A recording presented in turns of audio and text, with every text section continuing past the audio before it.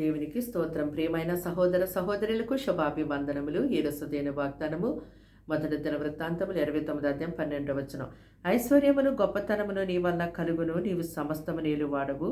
బలమును పరాక్రముని దానములు హెచ్చించువాడవును, అందరికీ బలమిచ్చువాడవును నీవే. చూడండి, దేవాది దేవుడు ఈ లోక జనులను ఆశీర్వదించుట కొరకు ఆయన యొద్దకు పిలుస్తూ ఉన్నారు.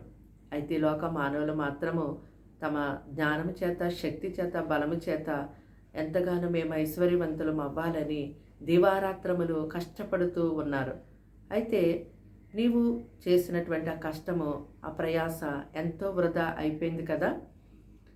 అయితే దేవుడు అంటున్నారు, నీవు తాళిమి లేకుండా దివారాత్రములు ప్రయాసపడ్డావు, కానీ దానివల్ల నువ్వు ఎటువంటి ఆశీర్వాదం పొందుకోలేకపోయావు. ఇదిగో సమస్త మేలువాడు నేనే, ఐశ్వర్యము, గొప్పతనము, ఘనత నా వల్లనే కలుగుతుంది కనుక నీవు నా వైపు తిరిగి ప్రార్థన చెయ్యి, నీ యొక్క పనుల భారం నా మీద మోపు, నేను నీకు సహాయం చేస్తాను, నేను నీకు బలమిస్తాను, ఘనతిస్తాను, అంతేకాదు హెచ్చిస్తాను, ఇవన్నీ కూడా నా చేతిలో ఉన్నాయని చెప్పి దేవుడు నీతో మాట్లాడుతూ ఉంటుండగా ఇప్పుడే నీ పనుల భారం దేవుడి మీద మోపు, దేవుడు నీకు సహాయం చేస్తారు.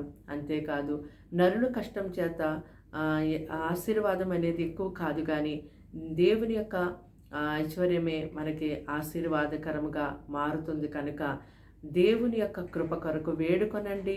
మీ యొక్క సమస్త విషయములలో దేవునికి మొరపెట్టి దేవునికి అప్పగించండి. దేవుడు ఏ సమయంలో మీకు ఏది కావాలో ఆయనే ఇస్తారు.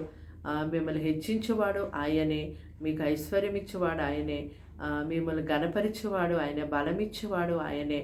కనుక మీరు దేవుని వైపు తిరిగి ఆయనకు అప్పగించినట్టయితే దేవుడు తగిన సమయం అందు మిమ్మల్ని హెచ్చిస్తారు. ప్రార్థన.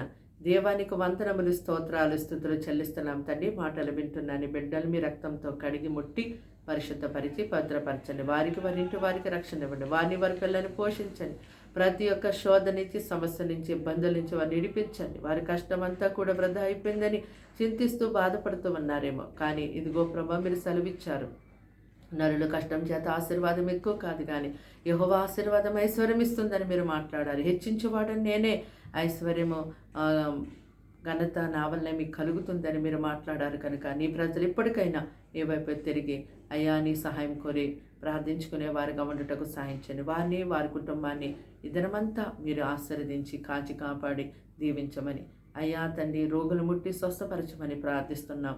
అయ్యా ప్రభ, పిల్లలందరూ ఎగ్జామ్స్ రాస్తున్నారు, వారికి జ్ఞానము, తెలివి, ఆలోచన, సహాయం ఎంతో మెండుగా అనుగ్రహించి నడిపించమని యేసు నామములో ప్రార్థన సమర్పించి అడిగి వేడుకుంటున్నాం తండ్రి. ఆమేన్.